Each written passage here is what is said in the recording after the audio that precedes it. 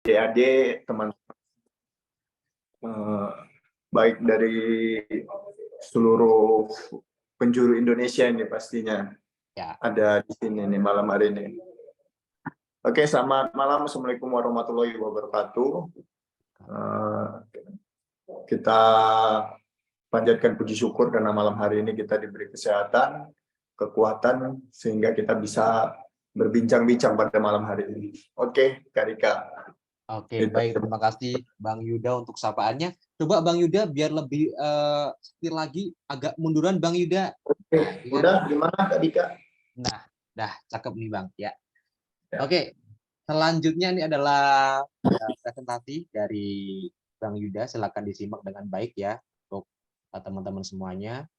Jika ada pertanyaan nanti bisa disampaikan di sesi dialog interaktifnya. Silakan kepada Bang Yuda, saya persilakan. Oke, malam hari ini kita sambil santai aja ya, sharing tentang sedikit pengalaman maupun tentang ilmu mengenai peluang dan karir di dalam dunia militer, khususnya di TNI AD, di lingkungan yang Kakak geluti sekarang.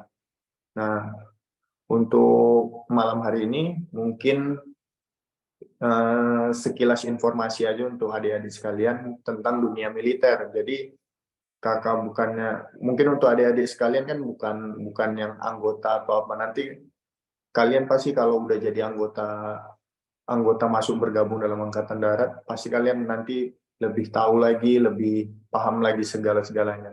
Nah, untuk itu malam hari ini Kakak sedikit memberikan gambaran mengenai peluang dan karir dalam dunia militer khususnya Angkatan Darat. Oke, Kak Dika bisa masuk ke slide-nya. Nah, jadi pertama-tama Kakak mau menginformasikan untuk khususnya Angkatan Darat, sumber untuk masuk di tentara itu ada tiga. Ada tiga. Pertama itu Tamtama, kemudian Bintara, kemudian Perwira. Nah, kita mulai dari golongan paling bawah dulu, yaitu Tamtama. Jadi Tamtama ini merupakan suatu golongan terendah dalam struktur di militer di TNI. Jadi mereka biasanya diangkat dari kalangan prajurit yang memiliki minimal pendidikan SMP. Namun mungkin saat ini semuanya kakak rasa udah jarang lah yang tamatan SMP, udah SMA semua. Nah, jadi Tamtama ini berfungsi sebagai pelaksana di dalam menjalankan tugas sebagai militer. Kemudian seperti mengawal, membantu mengirimkan logistik, atau membersihkan perlengkapan. Mereka juga dapat memperoleh promosi jabatan yang lebih tinggi seperti Kak Dika bisa ini kegedean kayaknya slide-nya. Bentar.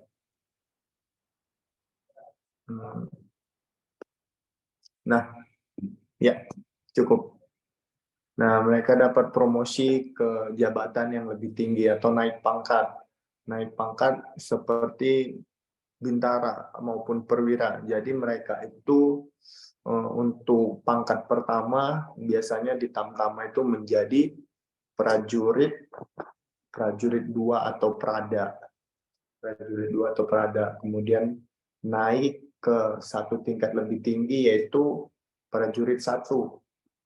Prajurit 1 itu mereka, nah prajurit 1 dari Prada ke prajurit 1 mereka memerlukan waktu 3 tahun 6 bulan untuk naik pangkat. Kemudian naik ke pangkat selanjutnya yaitu prajurit kepala atau Praka. Nah, di Praka, dari Pratu ke Praka itu waktunya 4 tahun. Kemudian apabila mereka mau sekolah atau mau naik pangkat kembali menjadi bintara, ada khusus namanya sekolah calon bintara reguler. Jadi mereka yang dari Tamtama mau menjadi bintara, dia mengikuti pendidikan secabar reguler, sekolah calon bintara reguler. Di situ persyaratannya minimal berpangkat prajurit kepala. Nah, minimal berdinas kurang lebih 10 tahun. Nah, kemudian apabila mereka tidak sekolah, maka mereka tetap berada di golongan tamtama, yaitu di Kopral 2. Kopral 2, kemudian Kopral 1, kemudian Kopral Kepala atau Kopral. Nah, itu mungkin terkait kepangkatan di golongan tamtama. Jadi mereka itu istilahnya kalau di permainan catur itu mereka pion-pionnya. Mereka yang terdepan yang menjalankan segala macam pekerjaan. Bukan berarti yang golongan bintara atau perwira tidak melaksanakan. Hanya saja mereka seperti yang ininya, apa namanya, pion-pion atau orang-orang yang terdepan, yang menjalankan segala pekerjaannya. Jadi walaupun mereka pangkatnya paling rendah, tapi mereka lah yang apabila perang atau apa mereka terdepan. Mereka yang makanya dari situ pangkat-pangkat seperti mereka ini banyak yang dipromosikan apabila mendapatkan prestasi, dipromosikan menjadi satu tingkat lebih tinggi atau dipermudah sekolahnya. Pangkat-pangkat seperti mereka ini karena yang terjun langsung di di penugasan, di pelaksanaan tugas mereka yang terjun langsung.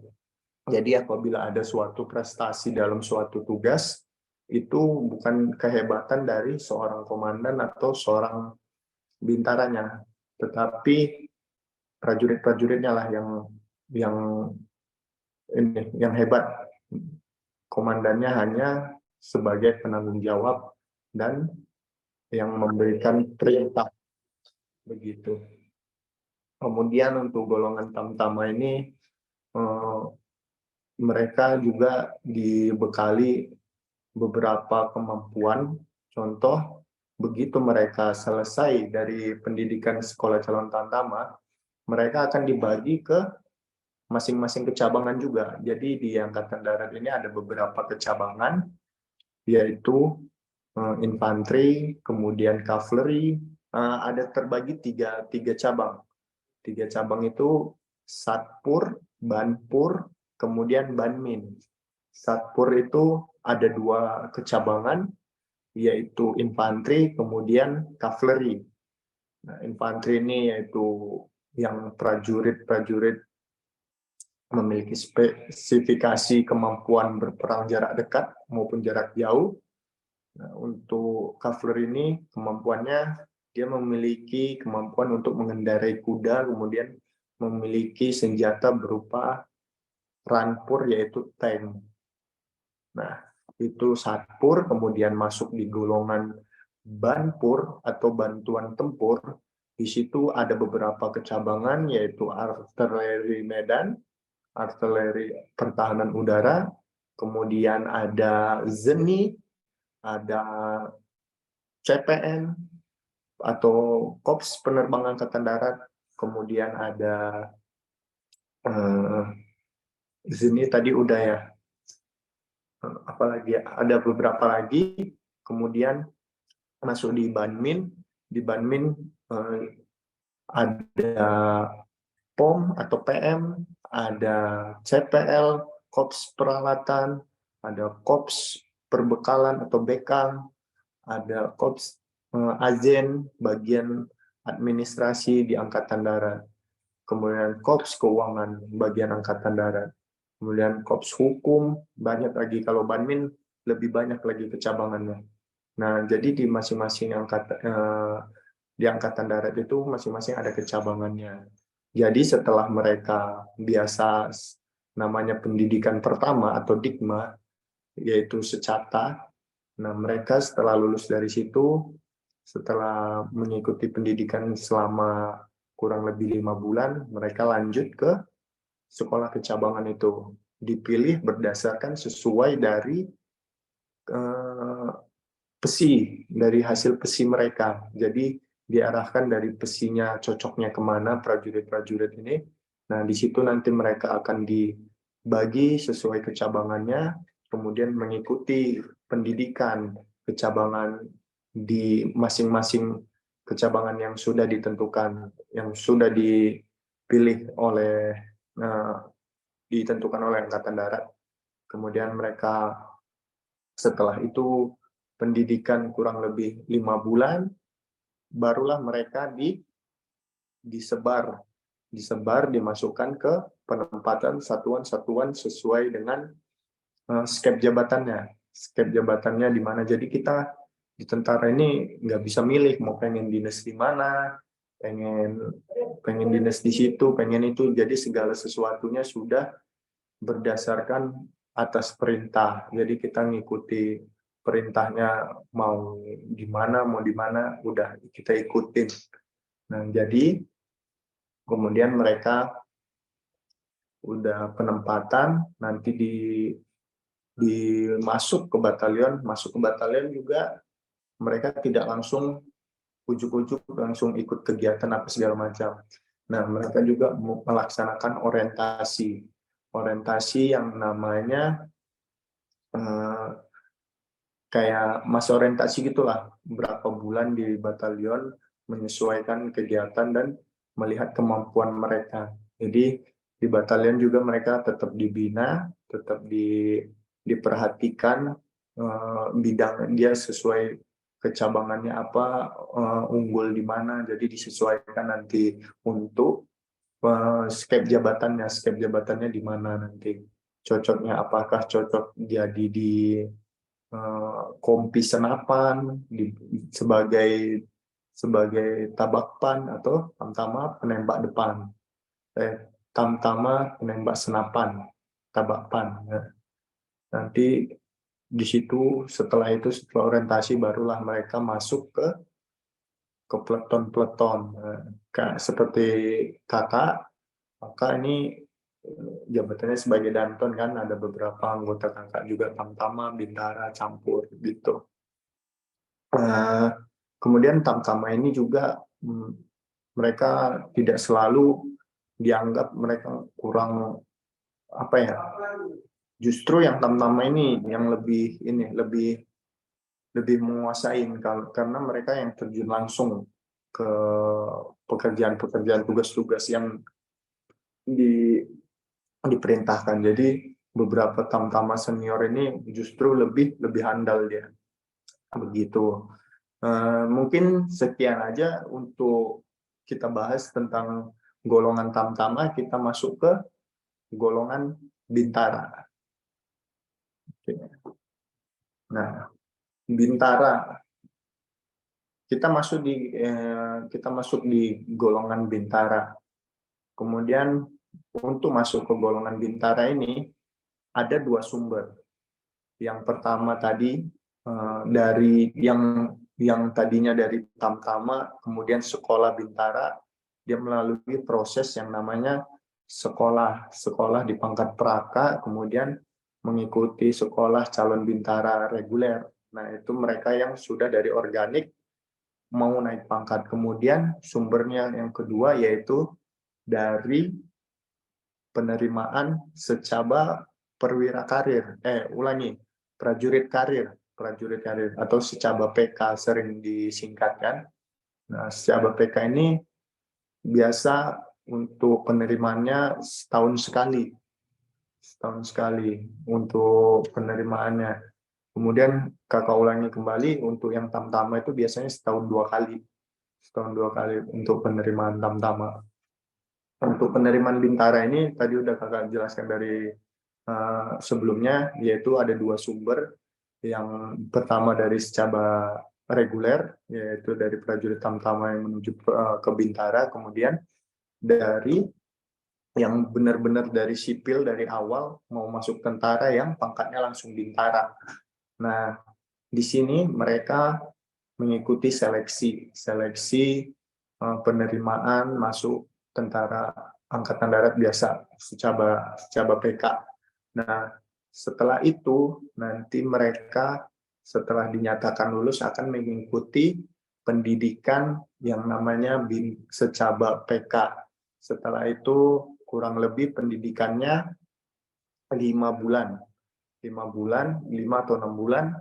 Kemudian setelah mengikuti pendidikan dasar sama seperti secata PK tadi, nah mereka dibagi juga kecabangannya. Nah, dibagi kecabangannya Satpur, Banpur, ataupun Banmin. Nah, Banmin ini tidak setiap tahun kadang adanya. Kadang hanya beberapa kebutuhan sesuai kebutuhan. Jadi di Angkatan Darat ini nggak melulu peraturannya itu aja. Kadang tiap tahun ada berubahnya. Nah, jadi kadang adik-adik atau eh, siapalah suka nanya kan, Kak, syarat ini syarat itu. Nah, coba kalian update terus persyaratannya itu di website resmi website resmi untuk rekrutmen TNI. Jadi kalau kalian nanya ke kakak, beda persyaratan kakak dulu daftar sama zaman sekarang ini pasti beda lah, ada perbedaan. Jadi nggak bisa kakak samain kan. Mungkin sedikit kakak bagi tips-tips per tesnya aja untuk biar gimana mudah melewati tesnya kan. Kemudian kita masuk kembali lagi ke pembahasan. Setelah mereka mengikuti pendidikan dasar atau di maba, pendidikan pertama Bintara. Nah, baru mengikuti pendidikan yang namanya Ditjurba, pendidikan kejuruan Bintara. Nah, pendidikan kejuruan Bintara ini sama seperti yang Tamtama tadi, kecabangan infanteri, kecabangan cavalry, apa sih. Nah, khusus yang di infanteri, setelah mereka yang lulus sekolah kejuruan infanteri, mereka kadang ada seleksi lagi yang namanya untuk masuk ke pasukan khusus, atau yang adik-adik sering dengar Kopassus. Nah, itu setelah mereka lulus sekolah kejuruan, mereka diseleksi lagi untuk biar masuk Kopassus ataupun masuk Kostra. Mereka diseleksi lagi itu yang berminat masuk ke pasukan khusus. Kemudian dalam pelaksanaan tugasnya, Bintara ini sebagai apa ya? Sebagai penanggung jawab juga iya, sebagai pekerja yang mengerjakan juga iya. Nah, jadi mereka ini udah dibebankan, udah bertanggung jawab terhadap anggotanya yang tamtama tadi. Jadi mereka memiliki beban moral tersendiri, udah mempunyai anggota kan.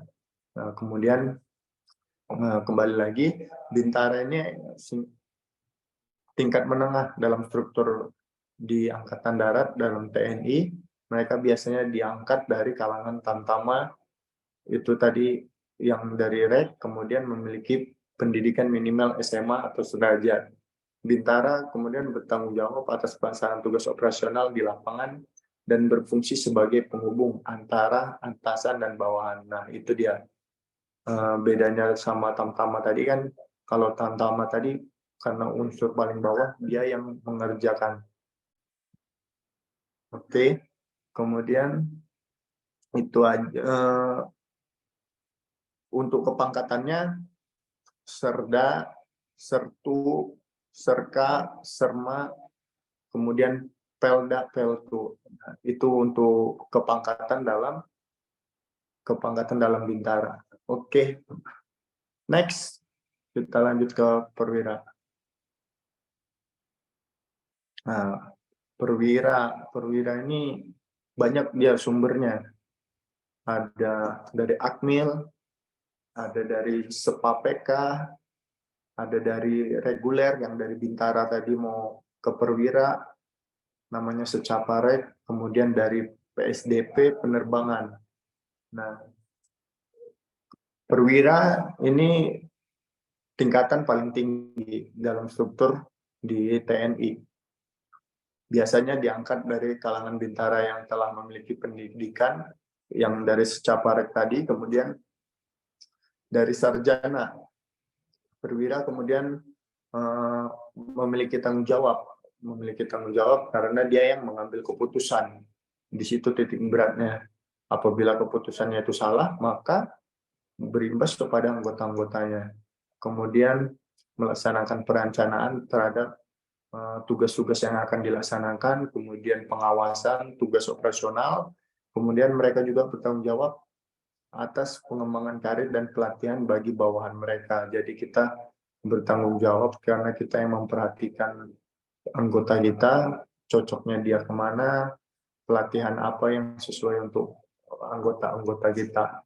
Nah, untuk perwira ini dibagi lagi menjadi 3 golongan. Adanya perwira menengah, perwira pertama, perwira menengah, serta perwira tinggi. Perwira pertama yaitu letda sampai kapten. Letda, letu, kapten. Kemudian untuk perwira menengah itu mayor, letkol, kolonel. Untuk pati itu brigjen, maijen, letjen, jenderal. Nah, itu. Kemudian untuk kepangkatannya dari letda ke letu sekarang itu 4 tahun. Sebelumnya itu tahun 2018 ke bawah itu 3 tahun. Nah, sekarang udah 4 tahun kalau naik pangkat. Kemudian sama seperti Tamtama Bintara, dibagi juga berdasarkan kecabangannya, cocoknya di mana. Jadi pokoknya intinya prajurit TNI AD itu pasti ada kecabangannya. Begitu lulus dibagi ke cabangan-cabangannya sesuai dengan psikotesnya. Nah, itu dia untuk perwira. Kemudian untuk jenjang karirnya, kalau perwira lebih banyak karena pendidikan-pendidikan di luar lebih banyak, kursus-kursusnya lebih banyak, karena memang untuk perwira ini harus dibekali dengan kemampuan serta ilmu yang mumpuni, karena mereka yang calon-calon pemimpin di masa depan. Kakak harap banyak dari peserta malam hari ini yang dapat bergabung seperti kakak, seperti rekan-rekan kakak yang berkarir di dunia militer ataupun di dunia Polri, polisi, hampir sama semuanya. Jenjang karirnya hampir-hampir sama. Begitu. Oke, Kak Dika. Nah, kemudian kenaikan pangkat. Kenaikan pangkat perwira diawali dengan menyelesaikan pendidikan militer.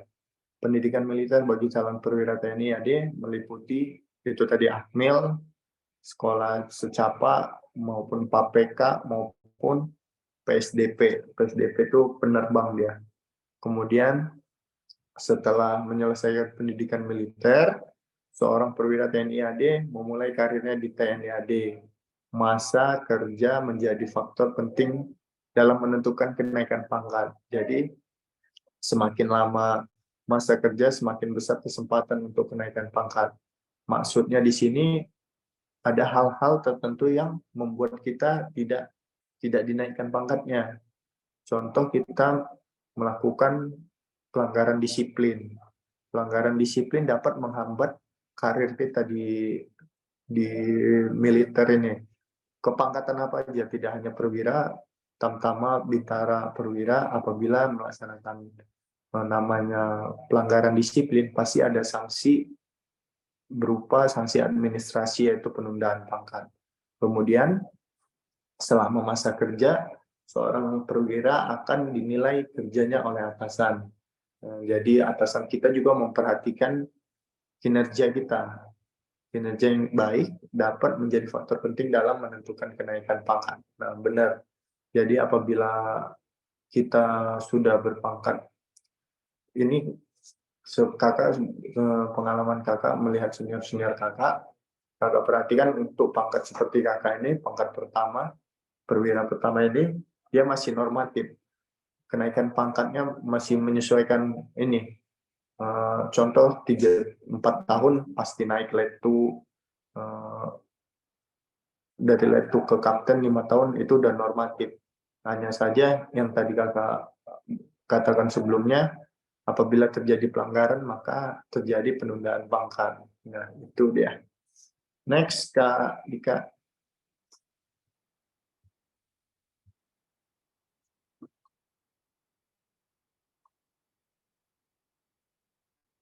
Lanjut slide-nya. Sudah saya pindah nih Bang. Apakah belum ada? Belum ada Kak Dika.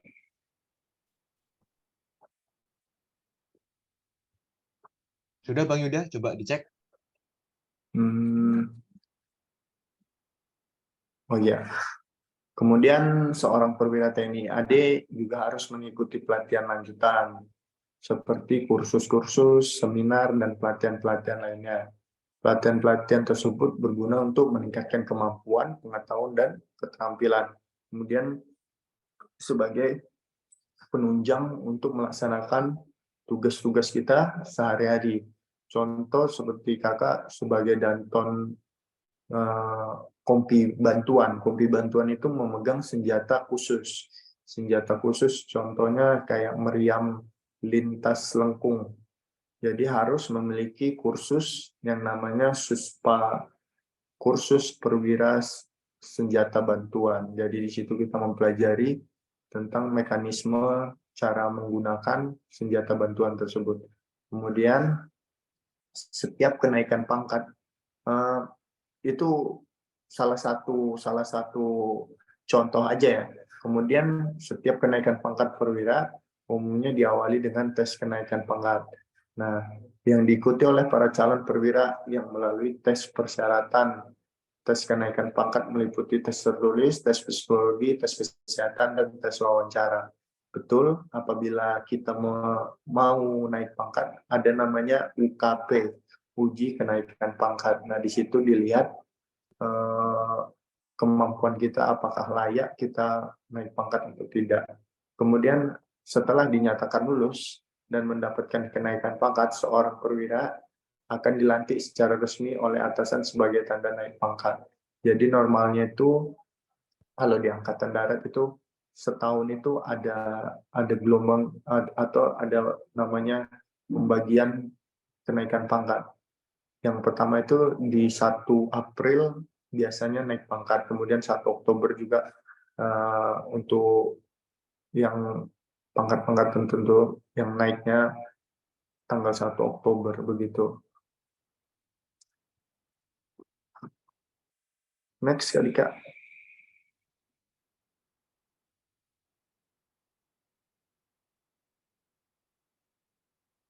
Nah, peluang untuk berkarir. Peluang untuk berkarir. Karir militer di Angkatan Darat, TNI Angkatan Darat menawarkan berbagai jenis karir militer yang meliputi prajurit Tamtama, Bintara, dan Perwira.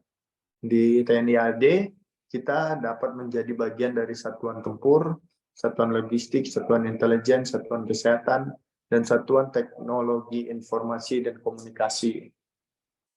Kemudian infanteri itu seperti kakak sebutkan awal, infanteri itu dapat dibagi lagi menjadi di pasukan khusus atau Kopassus, kemudian masuk di Kostrad, kemudian masuk ke pemukul reaksi cepat atau raider seperti kakak sekarang. Kemudian kavaleri itu kendaraan tempur dan pasukan kavaleri atau pasukan berkuda. Jadi mereka memiliki kemampuan khusus yaitu bertempur dengan mengendarai kuda dan bertempur menggunakan tank. Kemudian artileri ada artileri medan, artileri pertahanan udara. Nah, jadi artileri medan itu yang menggunakan meriam jenis banyaklah jenisnya. Nanti bisa adik-adik search sendiri. Kemudian artileri pertahanan udara menyangkut dengan pertahanan udara kita.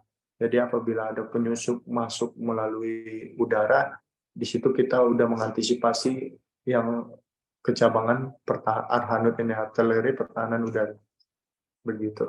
Next.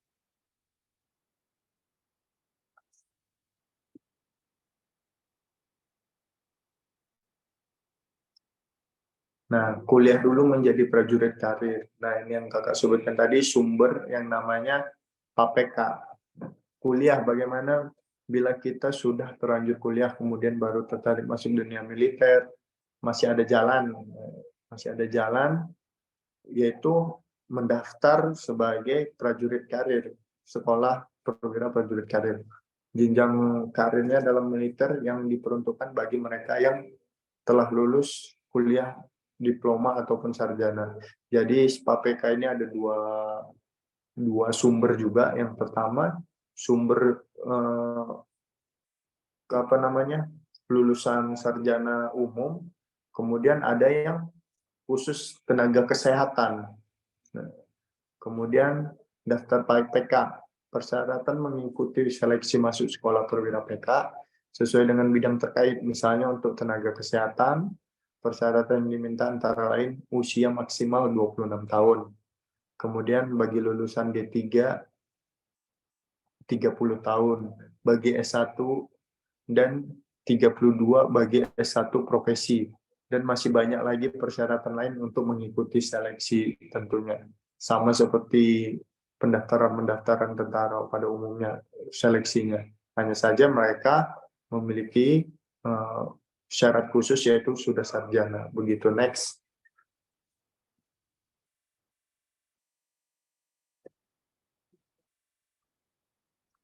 Nah, kepangkatan dalam TNI.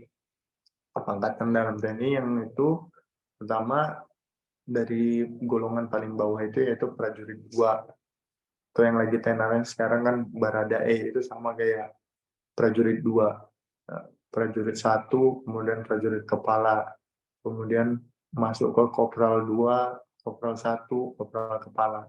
Kemudian di Bintara sersan 2, sersan 1, sersan kepala, sersan mayor, ada lagi 2 lagi namanya Pelda, pembantu letnan 2, dan Peltu, pembantu letnan 1. Itu untuk golongan Bintara. Next. Kemudian masuk ke perwira pertama. Perwira pertama tadi Letda, kayak kakak, kemudian Letu, Kapten, itu untuk golongan perwira pertama. Masuk ke perwira menengah, yaitu Mayor, Letkol, kemudian Kolonel.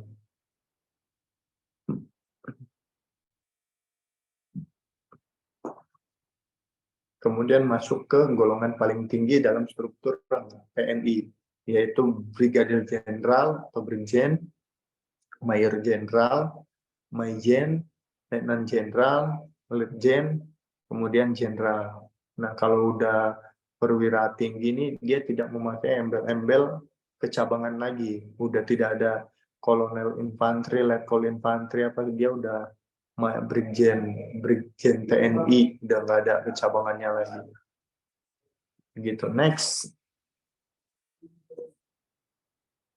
Oke, itu aja mungkin sekilas informasi dari kakak mengenai peluang dan karir dalam dunia militer. Mungkin bisa jadi gambaran atau informasi bekal buat adik-adik apabila diterima atau masuk bergabung bersama kakak nanti menjadi prajurit TNI AD maupun angkatan-angkatan lainnya. Oke, thank you. Mungkin sekian Kak Dika. Oke, baik. Mas Dika. Ya, baik. Terima kasih untuk Bang Yuda mengenai penjelasannya, santai seperti temanya dan lengkap ya dari materinya. Oke, ini kita beralih ke sesi dialog interaktifnya. Jadi saya persilakan kepada teman-teman untuk raise hand. Nanti akan saya tunjuk ya. Jadi silakan dibuatkan pertanyaan berbobot ya untuk narasumber kita malam hari ini. Oke, kita coba dari penanya Alfian R dari Batam. Oke, Alfian. Oke. Sebelumnya suara saya terdengar jelas, Kak? Iya, terdengar. Sebelumnya terima kasih untuk Kak Pradika udah mengizinkan saya untuk bertanya. Assalamualaikum warahmatullahi wabarakatuh. Waalaikumsalam warahmatullahi wabarakatuh. Selamat malam, Kak. Izin memperkenalkan diri. Saya Alfian, saat ini berdomisili di Batam, Kepulauan Riau. Iya. Izin bertanya, Kak. Untuk yang Bintara, itu kan pada saat ingin melanjutkan di secapa reguler, itu kan ada ketentuan minimal di lama dinas itu 10 tahun. Nah, dan berpangkat serka ya, Kak? Iya. Nah, jikalau ingin melanjutkan pendidikannya di universitas atau lanjut S1 gitu ada di perguruan tinggi negeri yang biasa itu, apakah ada ketentuan khusus juga seperti itu, Kak? Minimal pangkat serka atau lama dinas 10 tahun, Kak? Itu pertanyaan pertama. Yang kedua ada lagi, Kak. Mungkin ini tidak menyangkut dengan materi, cuman menurut saya ini penting. Mengapa penerimaan Akmil itu memprioritaskan siswa-siswi dari lulusan IPS, Kak? Apakah itu ada hubungannya, Kak, dengan matkul-matkul yang ada di Akmil atau ada hubungannya dengan penunjang tugas pada saat lulus di perwira, Kak? Mungkin itu saja, Kak. Mohon jawabannya. Silakan Bang Yuda langsung bisa dijawab. Oke, Mas Dika gimana? Biar saya langsung jawab atau bagaimana? Iya betul Bang, langsung dijawab. Jadi tanpa menunggu aba-aba dari saya, Oke. Bang Yuda langsung bisa dijawab. Oke, langsung saya jawab ya, Alfian. Terima kasih pertanyaannya. Untuk beda yang untuk dari secaba reguler untuk menuju ke perwira, itu seperti kakak sampaikan tadi, ada beberapa peraturan di tentara angkatan darat ini kadang tidak pakem, tergantung kepemimpinannya siapa, kebijakannya siapa. Contoh pada saat zaman Pak Andika Perkasa, Panglima TNI-nya, beliau itu setiap bintara yang ingin melanjutkan pendidikan untuk menuju ke perwira, minimal itu berpangkat sersan mayor. Nah, kemudian diubah lagi ke zaman Pak Dudung sekarang. Pak Dudung sekarang menurunkan kembali apabila bagi prajurit yang berpangkat bintara ingin melanjutkan ke perwira, sekarang berpangkat sersan kepala sudah bisa. Berpangkat sersan kepala itu minimal di kepangkatan sersan kepala itu minimal dia 2 tahun menjalankan sebagai pangkat sersan kepala. Nah, itu dia. Kemudian pertanyaan yang tadi Alfian sampaikan, untuk yang sarjana ini dari sipil atau dia sudah prajurit yang sudah sarjana, bagaimana itu, Alfian? Maksud saya ini, Kak, bintara yang berpangkat serka atau serma atau sertu ingin melanjutkan pendidikannya di di S1 perguruan tinggi negeri gitu atau universitas lain. Oke. Jadi di TNI AD juga nggak membatasin untuk prajuritnya untuk melanjutkan pendidikan baik di luar universitas luar. Nah, tapi jangan sampai melalaikan tugas. Itu lagi sulitnya kita sebagai prajurit membagi waktu, bagaimana membagi waktu proyeksi tugas sama pendidikan. Jadi komandan juga, pimpinan kita pasti memperhatikan tentang karir, kemudian kesejahteraan untuk prajuritnya. Nah, apabila memungkinkan, pasti kita meminta izin kepada pimpinan kita, pasti diizinkan untuk mengikuti pendidikan-pendidikan di luar itu. Karena menunjang juga untuk karir kita ke depannya. Contoh nanti apabila sudah perwira apa gimana, dia bisa apabila di jalur sarjana hukum, dia bisa nanti masuk ke orang hukum di Angkatan Darat. Itu dapat menunjang untuk karirnya juga ke depan. Kemudian tidak dibatasi. Nah, kemudian untuk Bintara sendiri, di Angkatan Darat sendiri, ada yang namanya Poltekad. Nah, Poltekad itu khusus prajurit-prajurit Bintara yang ingin mendapatkan,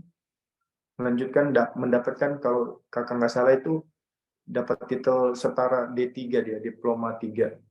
Jadi itu apabila lulusan Poltekad tadi itu udah lulus, dia dipermudah untuk melakukan seleksi sekolah calon perwiranya, begitu. Lebih gampang lah, ada prioritas bagi mereka yang lulusan Poltekad gitu.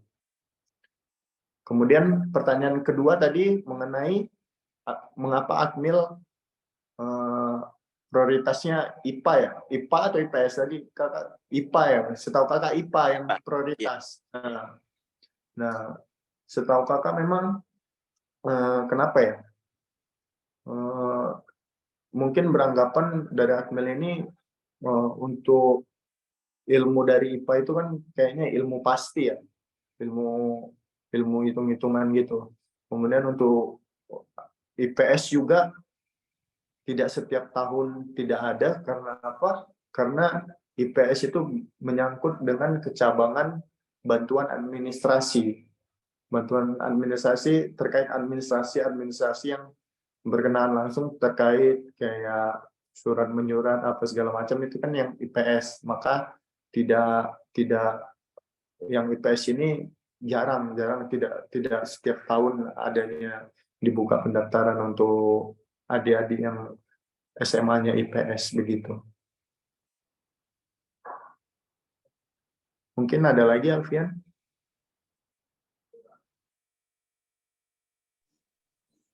Oh, oke Kak, sudah Kak, udah cukup jelas Kak atas jawabannya. Terima kasih ya Kak atas jawabannya. Sama-sama, Alfian. Oke, baik. Terima kasih Bang Yuda dan Alfian. Next, ini dari Alia.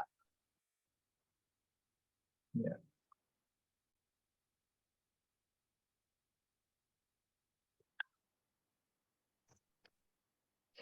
Apakah suara saya sudah terdengar sebelumnya? Sudah. Sudah jelas. Selamat malam, izin memperkenalkan diri, saya Alia Namira.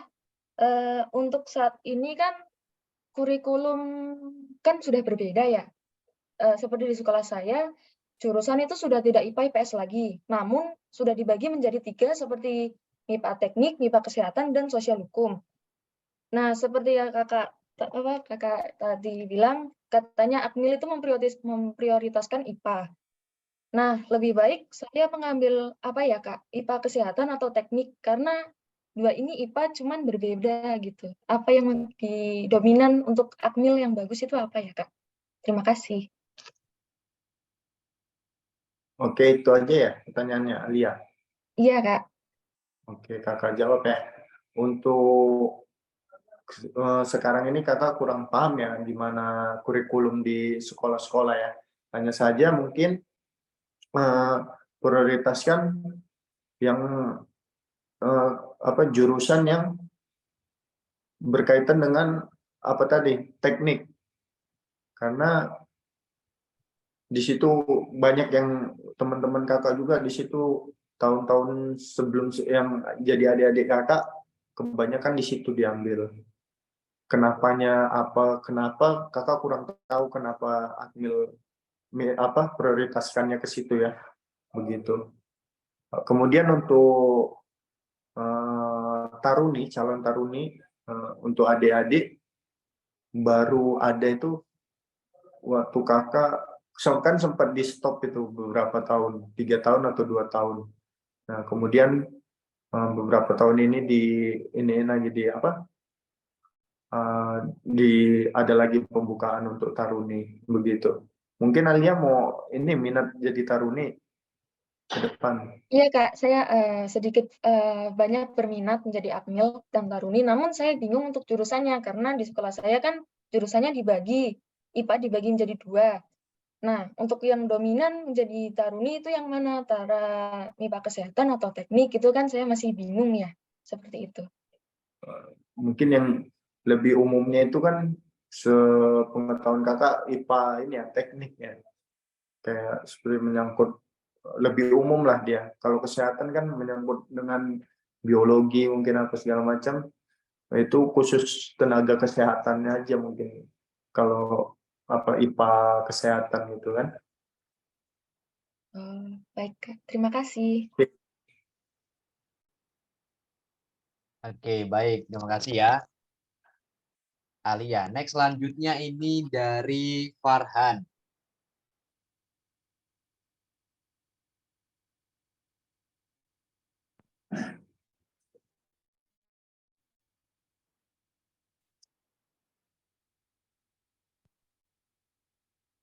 Silakan Farhan.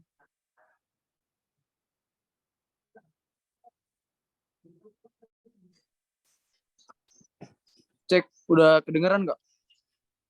Oke, udah kedengeran. Mohon izin bertanya. Sebelumnya saya perkenalkan diri dulu. Perkenalkan, nama saya Muhammad Farhan, asal dari Masamba, Sulawesi Selatan, Kabupaten Utara.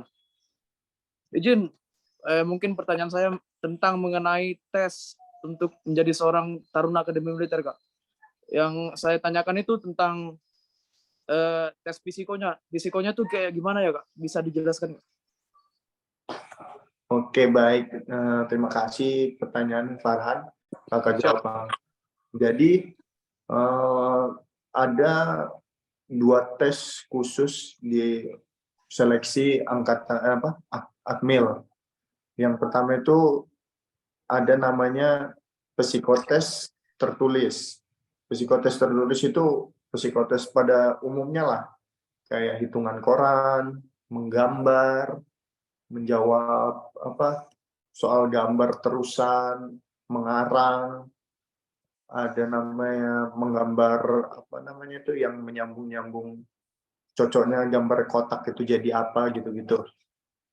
Kemudian khusus apabila Dek Farhan ini udah sampai seleksi tingkat pusat, ada namanya psikologi lapangan. Nah, psikologi lapangan itu bagaimana? Psikologi lapangan itu nanti peserta atau casis itu dibagi menjadi kelompok. Nanti mereka disuruh diskusi. Usahakan tips kakak apabila dibagi kelompok itu, kita jangan vakum. Kita kalau bisa paling aktif di kelompok itu. Kita memberikan saran, memberikan masukan, memberikan apabila tidak cocok apa segala macam, kita memberikan koreksi. Kemudian apabila setelah diskusi itu, maka digambarkan pada masalah sebenarnya di lapangan itu. Contoh, waktu kakak zaman seleksi dulu, ada kita caranya melewati jembatan. Jadi melewati jembatan itu bagaimana kita estafet membawa barang itu nggak boleh jatuh. Kita di beberapa kelompok gimana caranya biar barang tersebut bisa melewati halang rintang tersebut. Kemudian ada namanya melewati halang rintang itu termasuk dalam psikologi lapangan. Bagaimana tips kita, trik kita lebih gampang melewati rintangan itu di situ dinilai. Jadi bukan cepat apa segala macamnya. Bagaimana kita bekerja sama dengan rekan-rekan kita, kemudian bagaimana kita mengeluarkan pendapat kita, apa-apa aja yang tips-tips dari kita yang bisa menjadi berhasil dalam kelompok itu, gitu Farhan. Siap. Terus mungkin ada pertanyaan satu lagi, Bang. Oke. Tes adiraga itu kayak gimana ya, Bang? Nah, tes adiraga itu masuk ke dalam tes jasmani. Jadi tes jasmani itu ada beberapa gerakan khusus yang dites. Contoh mungkin adik sekarang kelas berapa? Siap, kelas 2 SMA, Bang. Kelas 2 SMA masih ada beberapa tahap tahun persiapan, mungkin di daerahnya ada yang pernah ikut seleksi dulu, tanya coba. Dia ada seleksi adiraga itu gerakan kayak sambil push up, kita tepuk tangan gini, kemudian kita diputar-putar badannya kan, diputar-putar badannya, suruh nunjuk ke satu titik itu. Nah, itu tips kakak kalau adiraga itu jangan buru-buru. Jangan buru-buru. Kayak berputar itu kan pusing. Kalau cepat-cepat kita kan pasti roboh kan, jatuh kan. Nah, intinya kan nggak ada kita disuruh cepat apa gimana. Pokoknya intinya kita mutar, berapa perintahnya disuruh berapa kali mutar, terus nunjuk ke titik itu. Kemudian ada lompat yang kaki ada beberapa inilah gerakan itu pada umumnya sih biasa. Nanti pada saat apabila Dek Farhan nanti masuk ke tes itu pasti diperagakan dulu sama testornya. Nggak ujuk-ujuk kita belum pernah lihat apa gimana. Pasti udah ini dipelajarin dulu, dikasih kisi-kisinya testornya. Begitu Farhan.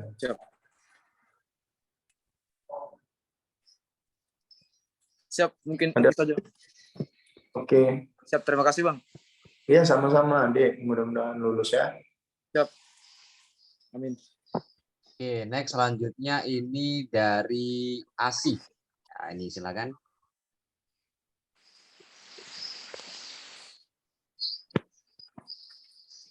Assalamualaikum warahmatullahi wabarakatuh.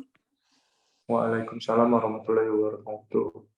Izin memperkenalkan diri, nama saya Asidi Fitriani, asal dari Lampung. Mau tanya Kak, ini kan beberapa waktu lalu saya ikut latsar. Kemudian ada pemateri yang menyebutkan bisa trans atau pindah dari PNS biasa ke militer dan kebalikannya dari militer ke PNS biasa. Apakah itu benar ya Kak? Terus kalau misalnya benar, apakah ada tesnya, dan tesnya apakah seperti seleksi awal penerimaan prajurit kalau misalnya dari PNS biasa mau ke militer? Terus Oke. yang kedua Kak, terus kalau misalnya kenaikan pangkat, kalau kenaikan pangkat militer ini apakah sama seperti PNS biasa yang menyertakan kayak PTK atau skripsi yang nanti bakal dipresentasikan di depan penguji-penguji seperti itu? Ya, sekian Oke. pertanyaan. Terima kasih. Oke, thank you, Asih, kakak jawab. Untuk sepengetahuan saya ya, apabila dari TNI ke PNS itu kayaknya nggak ada, tidak benar. Kemudian maupun sebaliknya dari PNS ke TNI, maka dia harus mengorbankan salah satu dari pekerjaannya ini. Dia mau, kalau memang umurnya persyaratannya masih mencukupi untuk pendaftaran sebagai tentara, maka dia harus keluar dari PNS-nya itu dulu. Dari PNS-nya itu dulu. Jadi tidak ujuk-ujuk dari PNS langsung jadi gabung ke militer. Kakak. Maupun sebaliknya dari militer ujuk pindah jadi ini. Jadi ada beberapa prosedur untuk mengikut keluar dari TNI maupun sebaliknya dari PNS. Harus ada salah satu yang dikorbankan, mana mau dipilih kan. Kemudian, apa tadi yang kedua? Kedua, kayak pakai skripsi Ya, ya. gitu PTK. Untuk di tentara sendiri kenaikan itu berdasarkan apa itu yang unsur perwira ya. Unsur perwira itu kesehatannya dicek, kesehatannya dan jasmaninya dicek. Itu kalau untuk yang perwira pertama itu dilihat ke kapten itu untuk UKP-nya. Kalau untuk selanjutnya seperti dari mayor ke letkol, dia diharuskan yang namanya seskoat, Komando Angkatan Darat. Itulah yang kayak nyusun skripsi lagi, seleksi untuk mengikuti itu ada, diseleksi lagi kesehatan, jasmani, segala macam, dilihat riwayat dinas kita ada pelanggaran atau tidak gitu. Nah, itu berpengaruh ke depan karir kita ke depan gitu. Jadi untuk seperti saya ini yang golongan perwira pertama ini, persyaratannya hanya itu aja, kesehatan dan jasmani. Untuk presentasi apa itu tidak ada. Sama halnya di Tamtama Bintara pun nggak ada yang namanya presentasi seperti itu. Berarti kayak otomatis gitu ya, Kak ya? Ya nggak otomatis juga ya, itu tadi seleksinya. Jasmani sama ya disuruh larinya. Oh, iya. Kayak pemberkasan gitu tuh otomatis. Kalau kami kan Pemberkasan, iya, kalau untuk pemberkasan administrasi segala macamnya itu udah otomatis. oh, oke. Perihal yang pertanyaan Pak tadi, Kak, itu sempat jadi pertanyaan juga kan pas kami latsar itu. Tapi beliaunya itu pematerinya itu menjelaskan kalau PNS biasa ke militer tuh jarang katanya. Cuman kalau yang dari militer ke PNS biasa tuh banyak. Karena ya itu kan katanya tes dulu. Tesnya tuh berat katanya kalau ke militer. Enggak, kalau pengetahuan kakak enggak. Belum Enggak ada ya? belum pernah saya temukan juga sih yang dari militer ke PNS, dari PNS ke militer, kecuali dia menjadi anggota Staff. BIN. Anggota Staff BIN. gitu ya? Apa? Oh, Enggak. BIN. Heeh. Badan Intelijen Negara. Iya, kalau BIN dia bisa masuk ke militer, bisa masuk kemana-mana dia. Begitu. Siap. Makasih, Kak. Iya. Oke, baik. Next selanjutnya ini dari Charlotte Manado. Manado ya.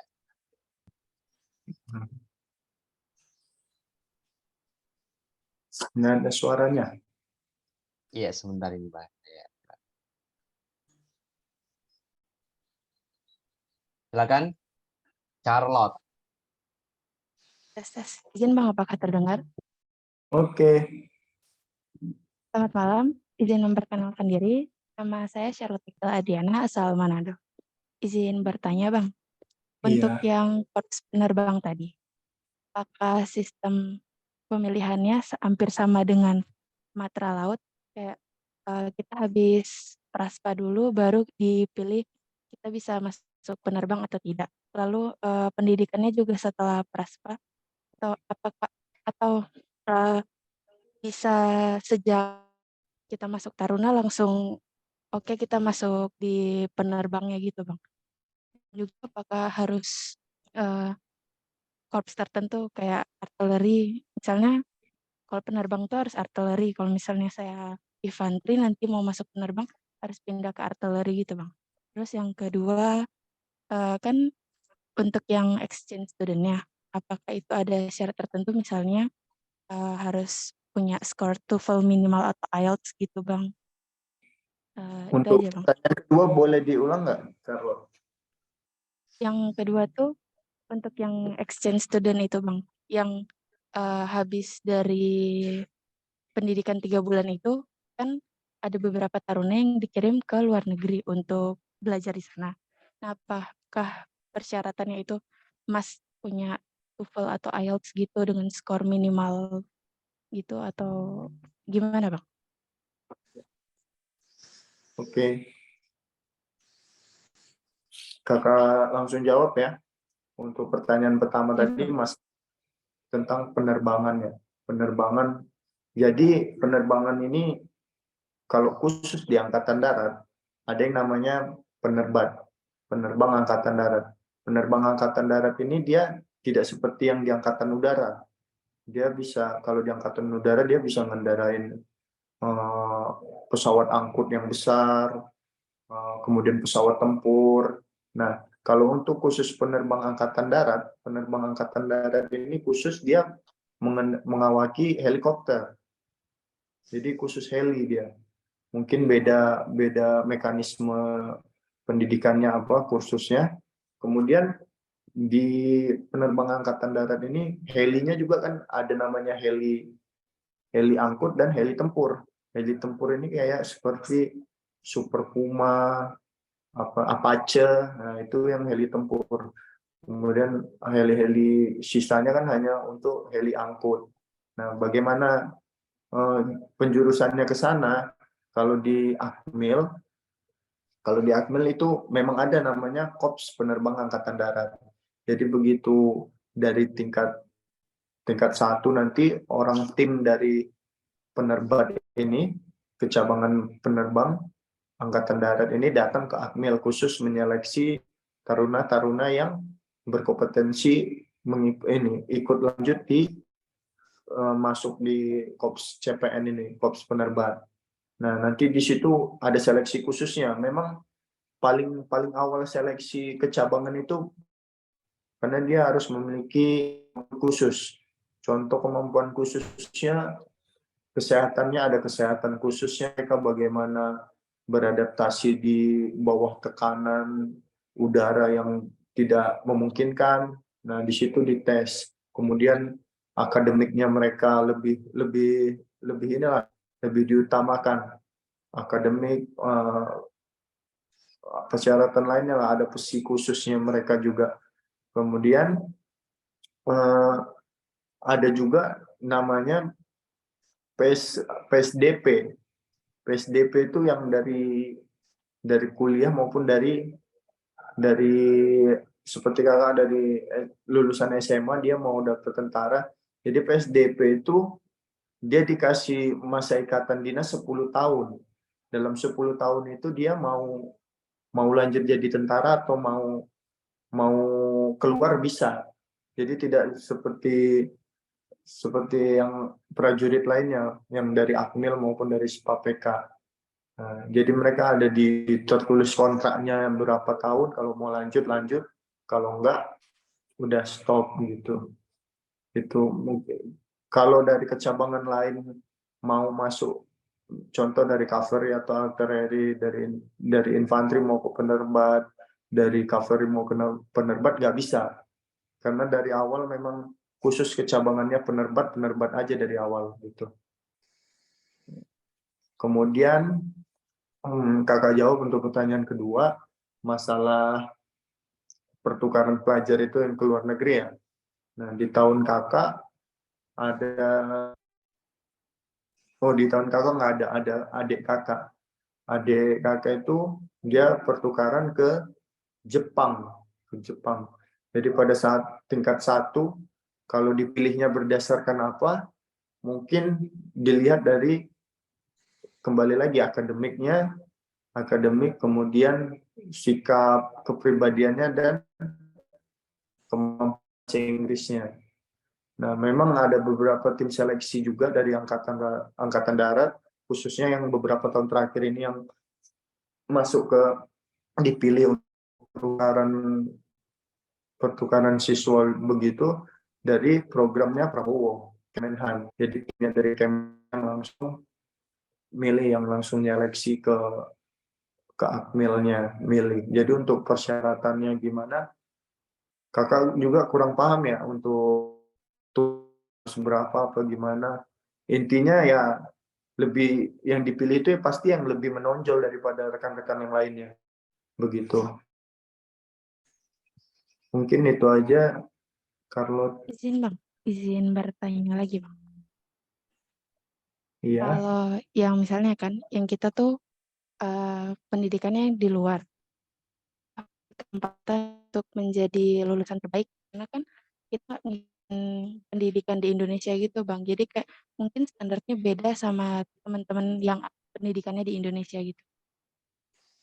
Itu sistem penilaiannya gimana ya, Jadi Bang?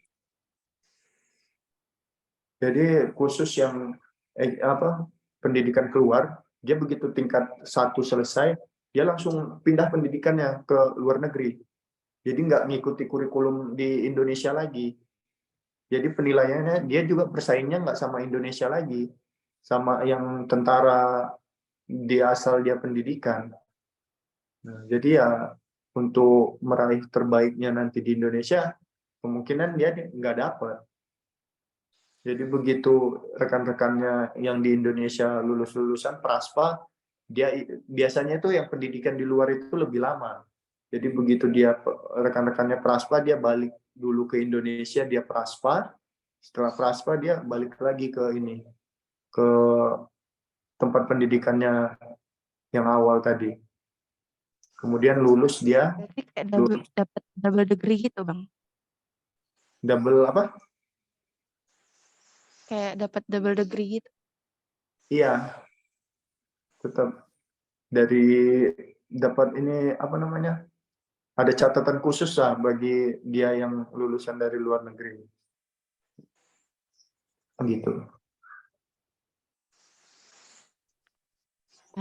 Makasih, Bang. Terima Oke, kasih, Bang. Oke, baik, terima kasih Bang Yuda. Next selanjutnya ini dari Elizabeth Jambi.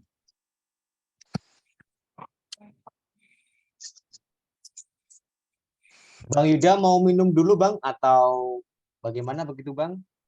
udah aman. Oke, udah aman ya. Ya, silakan. Apakah suara saya terdengar? Halo. Iya, halo. Selamat malam. Izin memperkenalkan diri, nama saya Elizabeth dari Jambi. Izin bertanya. Sebenarnya saya akan bertanya terkait PAPK. Suaranya putus-putus. Ini pakai headset ya? Enggak, Pak. Soalnya Kedengaran Pak. putus-putus ini suaranya nih.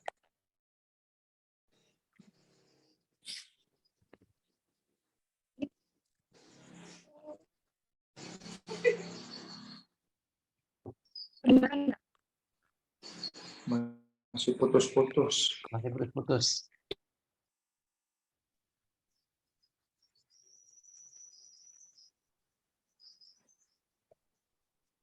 Oke, kita skip dulu ya kalau begitu ya.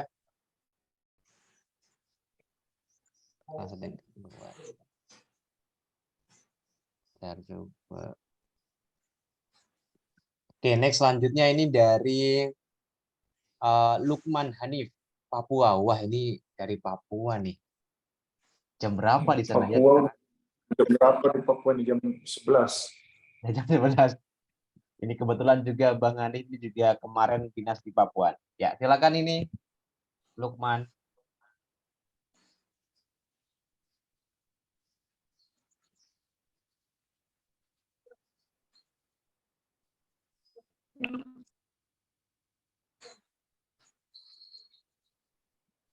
Silakan. Suara emang jelas.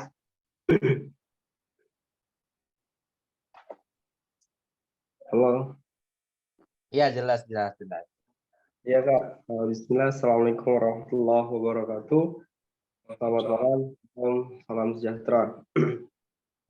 Baik Pak, izin memperkenalkan diri Kak. Perkenalkan nama saya Lukman Hanif. Saya dari Papua Barat Daya. Nah, di sini mungkin jamnya udah mau jam 11-an Kak. Oke Kak, di sini izin bertanya mengenai pendaftaran nih Kak. Bahwasanya kan tadi Kakak menjelaskan ya. Kalau misalnya setiap masa kepemimpinan itu pasti akan berbeda persyaratannya. Nah, pada waktu itu kan Pak Andika masih menjabat tuh Kak. Di website TNI itu bahwasanya ketentuan tinggi badan Taruna Akmil tahun 2023 itu 160 Kak. Nah, pertanyaan saya apakah masih tetap 160 atau ada perubahan gitu. Yang pertama Kak. Terus yang kedua mengenai administrasi nih Kak. Nah, untuk administrasi sendiri tuh ada nggak Kak ketentuan gitu ketika legalisir kita menggunakan kertas A4 atau F4 gitu Kak? Terus yang ketiga, apakah ada persyaratan yang harus kita lengkapi ketika nanti kita validasi nih Kak? Nanti validasinya kan bulan Mei kalau nggak salah ya. Nah, apakah ada persyaratan gitu ketika kita validasi kita harus melengkapi persyaratan yang baru lagi gitu Kak? Terus yang terakhir nih Kak, sebenarnya pertanyaan ini buat ini sih Kak, bisa buat orang putus asa atau semangat. Sebenarnya saya nggak mau tanyakan, cuman pengen tahu aja gitu Kak, untuk kuota di setiap provinsi itu ditentukan atau tidak Kak? Terima kasih. Itu aja dari saya. Saya kembalikan kepada Kakak. Ini ada 4 pertanyaan ya, Bang. Ini saya ulang lagi. Yang pertama mengenai tinggi badan, terus kemudian yang kedua mengenai legalisir, yang ketiga persyaratan mengenai validasi, yang keempat mengenai kuota. Ini silakan boleh Bang Yuda mau jawab dari urut atau random boleh, silakan Bang Yuda. Baik, yang sekarang kakak mau tanya, Lukman kelas berapa? Udah lulus atau masih sekolah? Ya Pak, ini kelas 12 nih ya. Saat ini saya sedang menjalankan ujian-ujian praktek nih. Iya ya. Jadi sama kakak dulu waktu daftar juga kakak masih belum dinyatakan lulus sekolah. Masih kelas 12 SMA, masih baru selesai UN itu. Nah, jadi untuk yang pertama dulu ya, yang masalah badan. Sampai sekarang sepengetahuan kakak belum ada dicabut peraturan yang dari Pak Andika. Jadi masih berlaku yang untuk tinggi badan 160 itu. Masih berlaku. Itu yang pertama.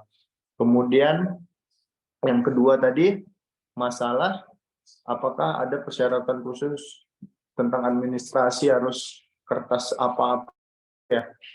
Nah, pada umumnya nggak ada sih.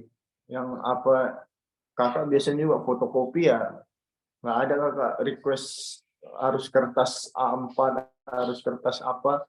Ya pada umumnya yang difotokopi itu aja, udah pokoknya ada cap stempel legalisirnya segala macam. Kayak kakak kan kalau seperti kakak dulu masih sekolah, dia minta syarat ada fotokopi raport. Fotokopi raport itu dari semester 1 sampai semester 5. Karena semester 6-nya kan belum keluar tuh raportnya. Nah, itu difotokopi, dilegalisir. Jadi untuk kertasnya nggak ada yang harus kertas khusus atau segala macam, tidak ada. Hanya saja legalisirnya memang harus sah.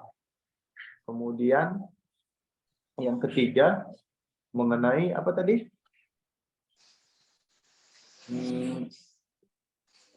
Mengenai persyaratan yang harus Persyaratan. dilengkapi ketika validasi itu Kak. Apakah ada persyaratan baru gitu yang kita harus lengkapi? Masalah validasi kan kalau kayak sekarang kan daftar online dulu ya, daftar online. Kemudian kan nanti masalah berkas data yang nyatanya itu nanti diserahkan pada saat kita daftar manual, daftar yang datang langsung ke Korem, Kodim atau agen rem tempat kita daftar. Nah, di situ nanti persyaratan berkas-berkas data kita yang aslinya, yang fotokopian yang sudah dilegalisirnya kita lampirkan di situ. Kemudian pada saat tes, apabila ada pada saat tes, contoh seperti kakak waktu daftar admil, diminta pada saat tes pusat itu untuk meyakinkan usia, diminta kembali kartu keluarga, akte pada saat tes pusatnya. Karena pada saat kakak tes itu umur awal, jadi dikhawatirkan belum cukup umur, tapi sesuai persyaratan kakak udah mencukupi umurnya 17 tahun 9 bulan kalau daftar pada saat buka pendidikan. Begitu. Kemudian yang keempat apa tadi? Kuota. Yang keempat, apakah ada ketentuan gitu dari pusat buat provinsi ini berapa gitu? Nah, setahu kakak, kalau sekarang itu zaman Pak Dudung tidak ada. tidak ada. Jadi sama semuanya. Kesempatan untuk siapa aja dari provinsi mana aja sama aja semua. Begitu.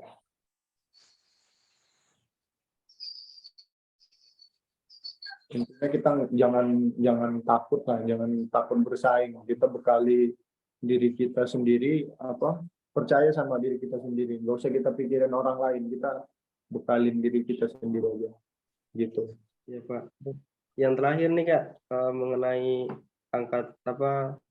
Akademi Angkatan Laut nih Kak. Untuk katanya persyaratan Angkatan Darat tuh paling ribet ya Kak, ketimbang yang lainnya. Itu betul atau tidak kira-kira? Kakak juga kurang tahu ya angkatan-angkatan lain ya. Soalnya kan daftarnya Angkatan Darat aja kan. Jadi belum pernah daftar Angkatan Laut, Angkatan Udara atau polisi kakak belum pernah. Jadi belum pernah ngerasain, nggak pernah bandingin lebih ribet mana, kurang tahu. Terus yang satu nih Kak, terakhir. Oke, sebentar ya Lukman, saya potong karena yang lain masih ada. Jadi terima kasih, kamu udah 5 pertanyaan ini ya. Jadi yang lain ada kebagian. Oke? Terima kasih ya Lukman. Ya. Itu ada yang jawab ribet AU Kak. Tanda tangan aja harus warna biru. Oke, next selanjutnya ini dari Ainu Fitriani, Jawa Barat. Ini satu lagi penanya ya, habis Ainu. Jadi nanti kita ke sesi ice breaking. Alhamdulillah, terima kasih banyak Kakak atas kesempatannya. Assalamualaikum warahmatullahi wabarakatuh. Mohon izin perkenalan Kakak. Nama saya Ana Fitriani, asal dari Pangandaran. Izin bertanya Kak, kesehatan apa saja yang bisa menggagalkan saat tes calon prajurit? Sekian, terima kasih. Oke, Ana, kakak jawab langsung ya. Kalau di bagian kesehatan itu banyak segala macam intinya dari badan kita lah, mulai dari ujung kepala sampai ujung kaki. Baik dari sisi luar kulit diperiksa mata, gigi, nah, itu masih dari sisi luar ya, mata, gigi, hidung, telinga, tenggorokan, lidah, segala macam, cek paru-paru, cek jantung, kemudian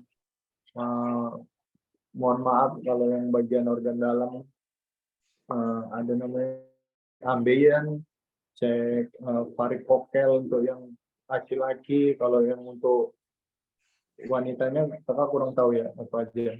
Nah kalau untuk laki yang prianya itu sih sepengetahuan kakak. Jadi apa-apa aja yang nggak lolos, ya itu tadi mata minus, ya bisa jadi mungkin di badannya ada bekas tato, bekas tindik nggak bisa.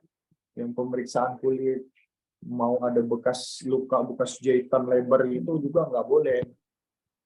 Kemudian kalau yang taruna akmil itu ada jerawat bukannya nggak boleh, nggak boleh parah banget lah gitu kalau jerawat gitu. Banyak sih faktor, gigi dinilai. Jadi banyak, kalau faktor kesehatan itu banyak yang bisa yang berpengaruh gitu. Itu sih Ana.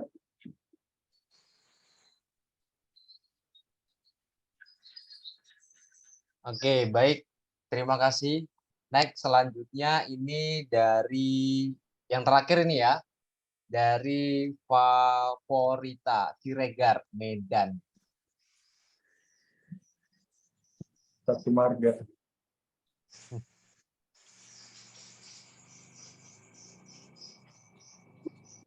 Ya, silakan. Baik, terima kasih Kak. Sebelumnya izin memperkenalkan diri. Nama saya Roslan Favorita Siregar, asalnya dari Medan, sekarang lagi kuliah di UIN Yogyakarta. Nah, pertanyaan saya, kalau misalnya kita itu mau tes perwirakan Kak, itu dia jurusannya tertentu atau kalau misalnya kita jurusan agama, jurusan manajemen dakwah itu bisa nggak Kak gitu? Dan kalau misalnya nggak bisa, ada syarat lain atau solusi nggak supaya bisa ikut tes? Terus yang kedua, reshuffle kalau misalnya ada berlaku untuk perwira atau hanya bintara dan minimalnya itu harus berapa juz, Kak? Terima kasih. Oke, terima kasih Favorita Siregar. Untuk pengetahuan kakak, yang kalau boleh tahu Favorita ini ngambil jurusan apa nanti? Manajemen dakwah, Kak. Manajemen dakwah ya. Nanti dia itu sarjananya Estos. Esos. Oh, besar. Mungkin bisa daftar di SIPAPK. Nah, untuk nanti untuk masalah kecabangannya nanti orang dari dispesiarnya dari mabesarnya yang menentukan untuk kecabangannya. Untuk daftar SIPAPK-nya kakak rasa untuk sarjana Esos itu bisa daftar SIPAPK. Kemudian kalau yang sepengetahuan kakak juga yang kemarin ada kan dari Pak Dudung dia ngambil yang dari pesantren, dari tilawah atau segala macam. Nah, itu diperuntukkan untuk yang bintara. Yang untuk perwiranya belum begitu. Untuk persyaratannya berapa juz harus hafal, kakak kurang paham juga ya. Gitu. Terima kasih, Kak. Oke, baik. Next selanjutnya ini ada menembak atau latihan doper. Latihan menembak itu Bang Jin. Oke, baik. Ini kayaknya Bang Yuda masih sibuk atau bagaimana, Bang? Tadi ada panggilan ini. Oke, baik. Next ini yang terakhir sekaligus ice breaking ya dari peserta. Ya, silakan ini. Coba kita lihat dulu ini sebentar ya. Coba untuk Bang Yuda memposisikan agak sedikit ke belakang, Bang, jangan terlalu ke depan. Nah, oke, baik, Bang. Assalamualaikum warahmatullahi Oke, silakan dimulai. wabarakatuh. Selamat malam, Bang. Izin memperkenalkan diri. Perkenalkan, Bang, nama saya Rani dari Sumatera Utara.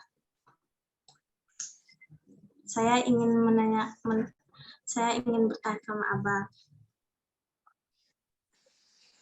Bang Yuda.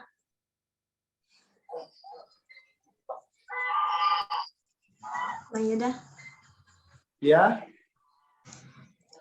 Bang Yuda pernah perhatiin tulisan aku di powerbank nggak?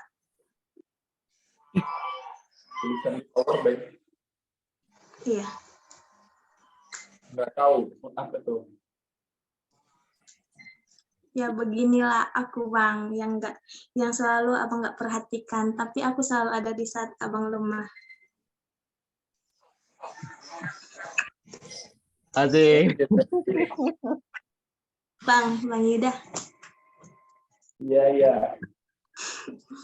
Abang belajar di sana. Belajar. Iya. Belajar untuk menerima kenyataan. Kalau aku tuh jodoh Abang.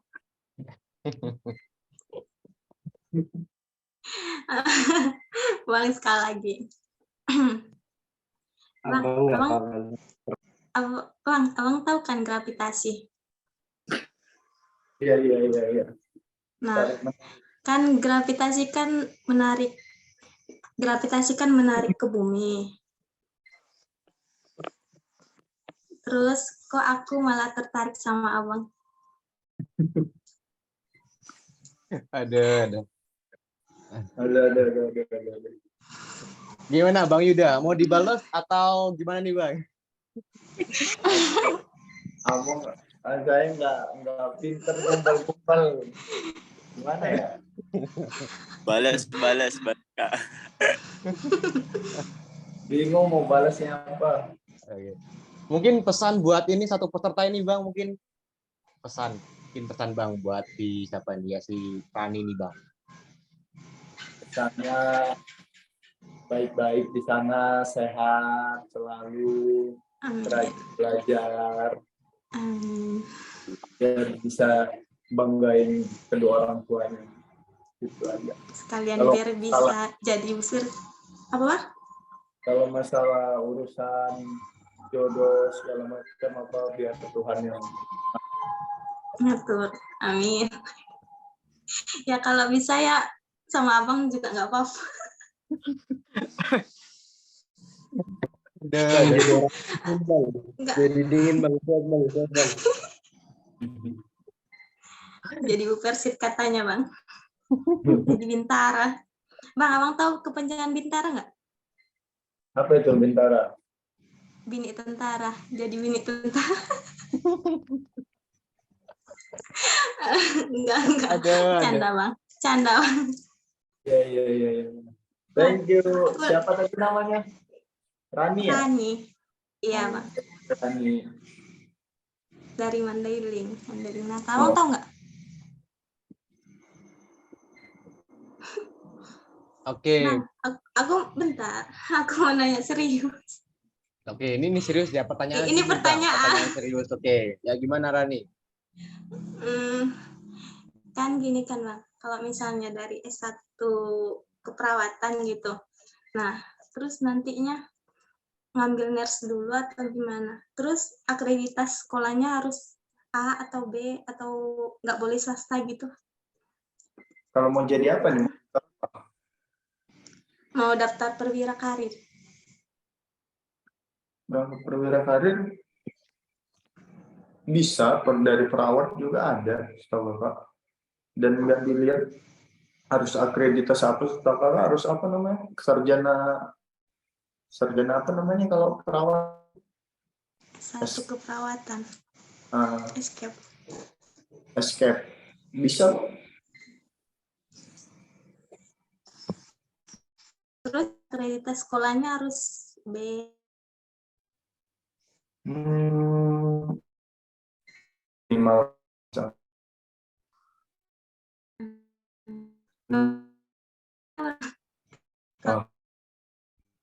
Kalau itu kan mending dicek website, ada daftar apa persyaratannya sebelumnya.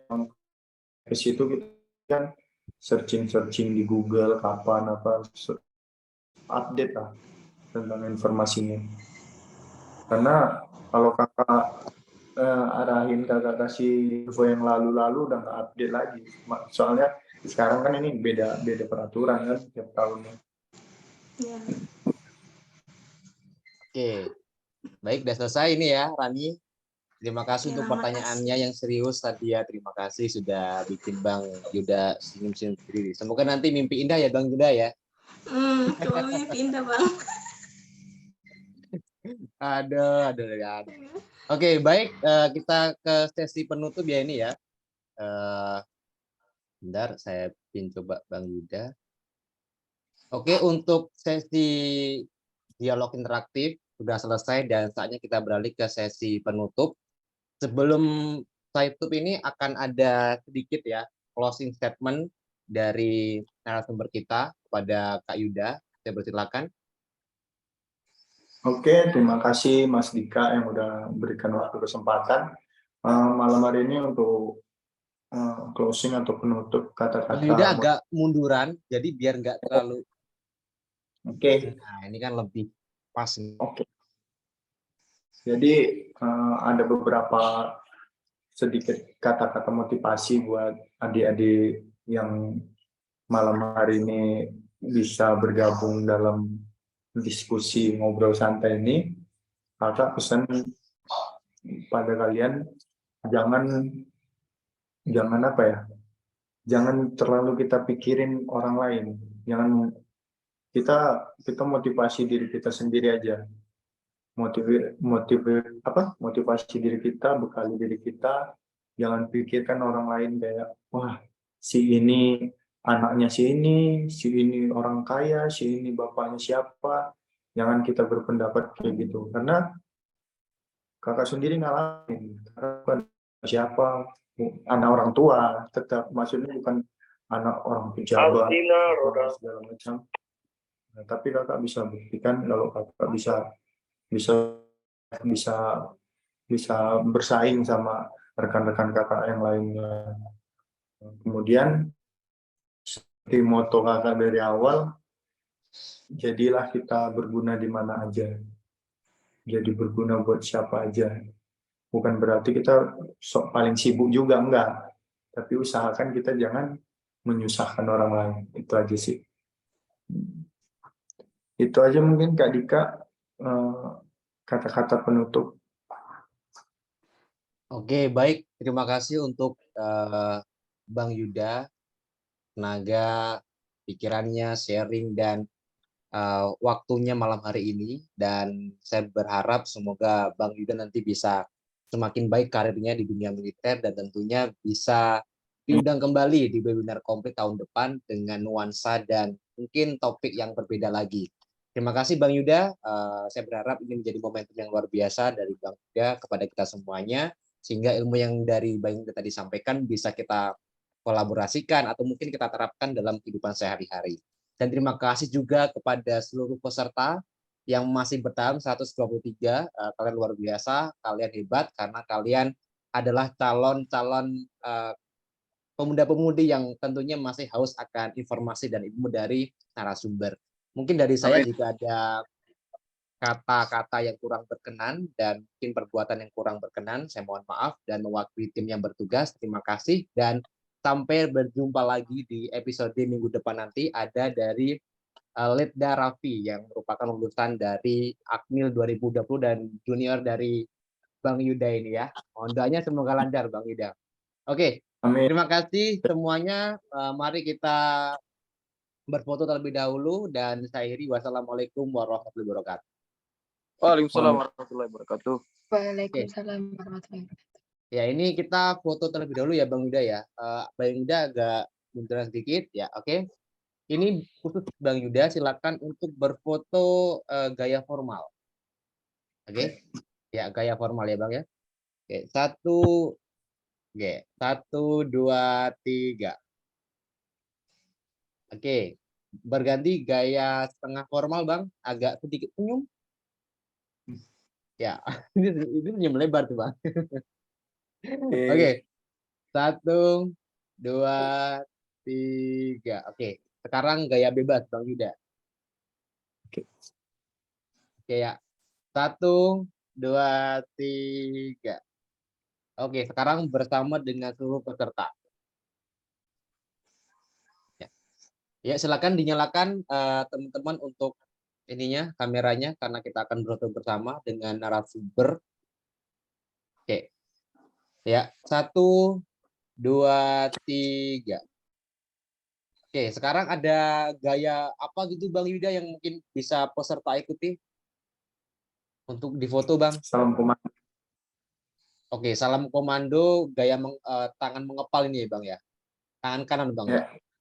Oke ya, salam komando ya buat tangan mengepal ya. Silakan teman-teman semuanya. Oke ya. 1 2 3. Ya.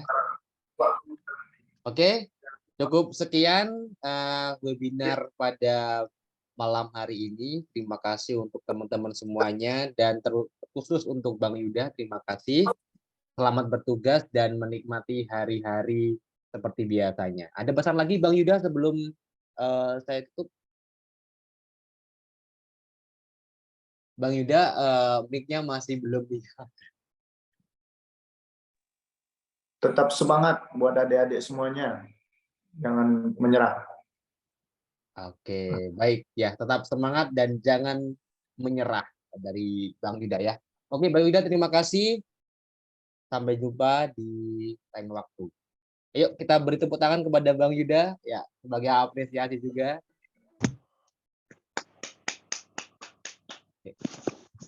Terima kasih. Terima kasih, Bang. Terima kasih, Bang. Terima kasih, Bang. Terima kasih, Kak. Terima kasih, Kak. Mas Dik, Ilca. Terima kasih, Kak. Terima kasih, Kak. Oke. Ya, terima kasih Bang Yuda. Terima kasih, Komandan. Bang Yuda. Bang Yuda. Oke. Selamat bertugas. Callback, Kak.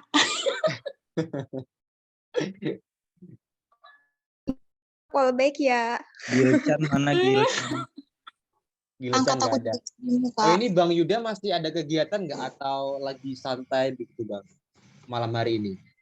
Sampai sekarang masih santai sih, Mas. Oh, oke, masih santai. Ada mungkin yang mau bertanya atau mungkin Bang Yuda mau langsung out atau bagaimana?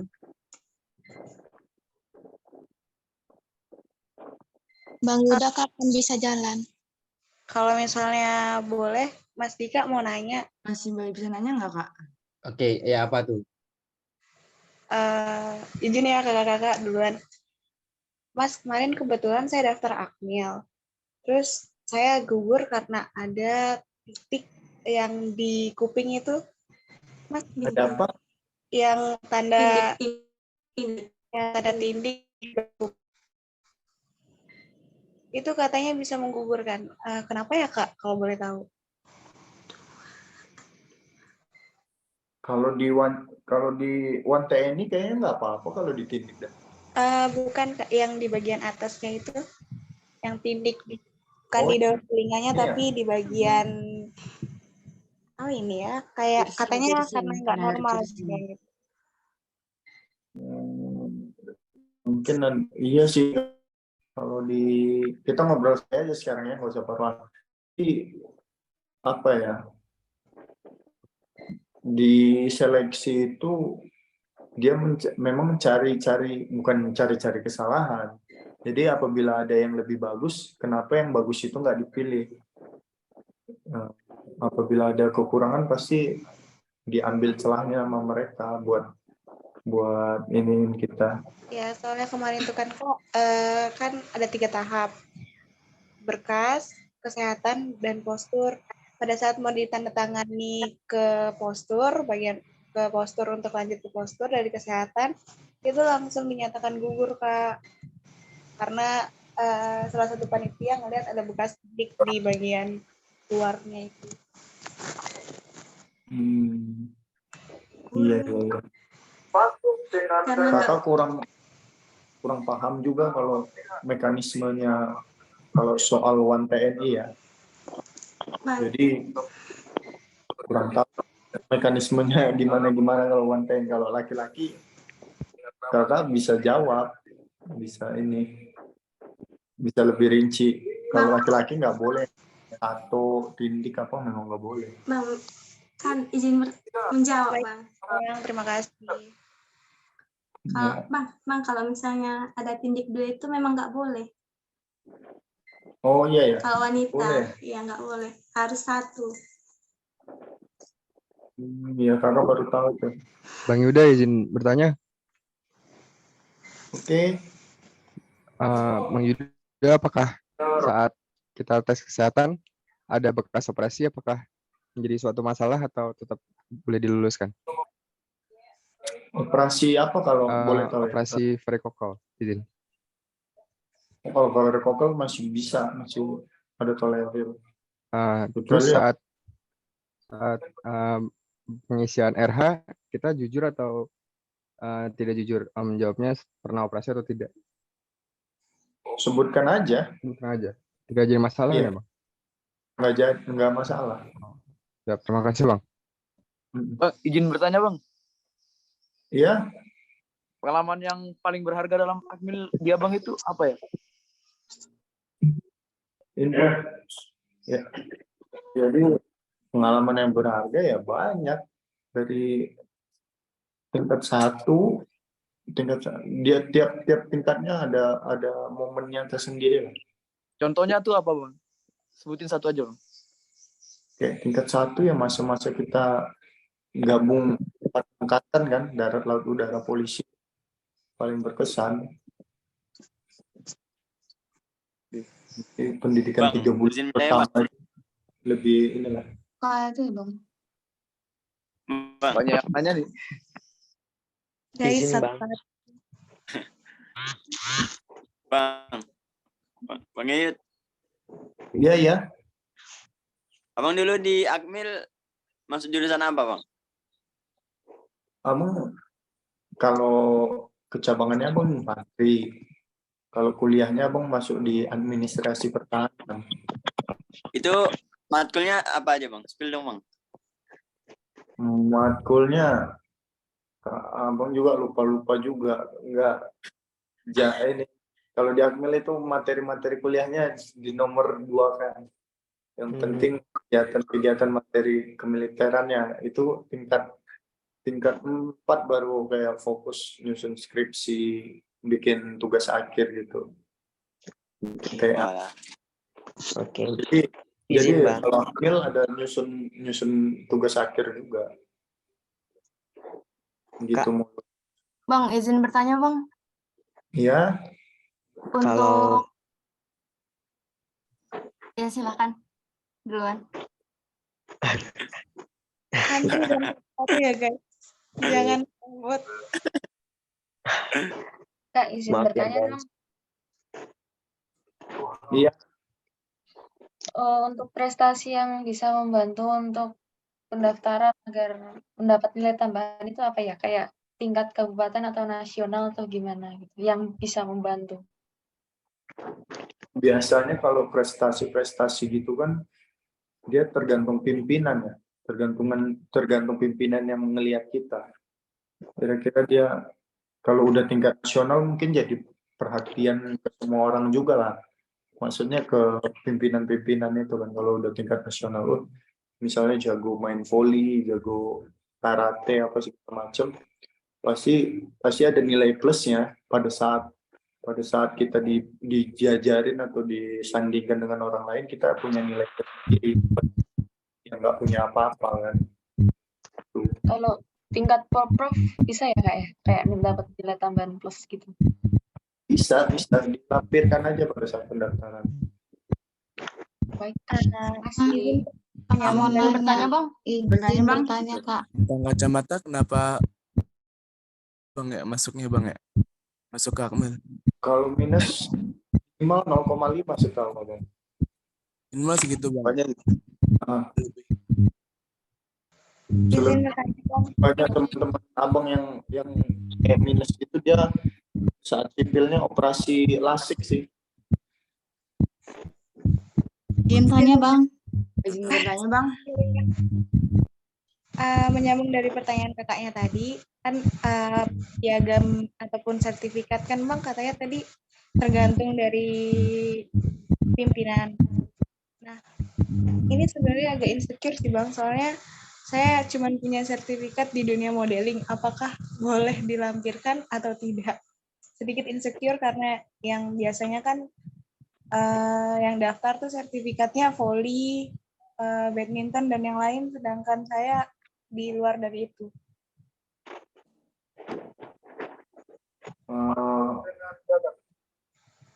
Kakak mau cerita sedikit ya. Kalau waktu tahun 2013 penerimaan Taruni pertama kali itu, tahu kakak dia malah persyaratannya harus cakep, harus cantik waktu zaman itu. Makanya yang diutamakan kecantikannya, makanya bisa jadi berpengaruh itu apa sertifikat modelingnya. Coba aja. Oke, Bang. Baik, terima kasih Bang. Mau Izin nanya. bertanya, Kak. Izin Kalau nanya, Kak. Akmil itu jarak tempuh renangnya berapa meter, Kak? Kalau pada saat pendaftaran sama semua 50 meter. Oh, Buat sama jam berarti. 50 meter. Soalnya pernah sebelum-sebelumnya itu 25 meter. Berarti sekarang udah 50 ya, Kak? Waktu zaman kakak, nggak tahu sekarang ya. Kalau sekarang kakak belum perhatiin lagi. Oh gitu, oke. Untuk Kamu Kak nanya. izin bertanya. Siap, makasih, Kak. Pas tempatku 25. Satu. Aku dulu ya. Izin nanya, Kak. Beberapa Ya sih tahun. udah ganti. Sebentar. Satu aja. Berantem. Bertanya. Sabar, Saya ya. sabar. Jawaban yang berguna untuk semua. Ayo udah aku aja duluan. Bang Yud. Cek Bang Yuda, ini masih mau terus lanjut atau mau berkegiatan? Oke Mas Dika, mungkin cukup ini. Saya ada lanjut kegiatan, sorry nih. Bang, sekali Betul, aja Bang. Oke, baik ya. Ini teman-teman sudah ya kan. Sudah terlalu panjang lebar ini ya. 2 jam setengah ini. Thank you, Bang. Selamat bertugas ya, Bang. Oke. 5 menit lagi Mas Dik. Terima kasih Bang Yuda. Selamat bertugas kembali. Makasih, Kak. Makasih. Makasih, Kak. Makasih, Kak. Ya, thank you semuanya. Keren. Tugas lagi Bang. Oke, Bang Yuda ini bisa Fitri ada. Bang Yuda. Oke, thank you. Keren, Bang. Izin live ya. Oke, Dari kode mana ya dia? Mas Dika udah ya? Ya, sudah Mas, sudah. Oke, Wassalamualaikum warahmatullahi Oh, wabarakatuh. kode mana yang merdeka? Kode mana? Atau ini ada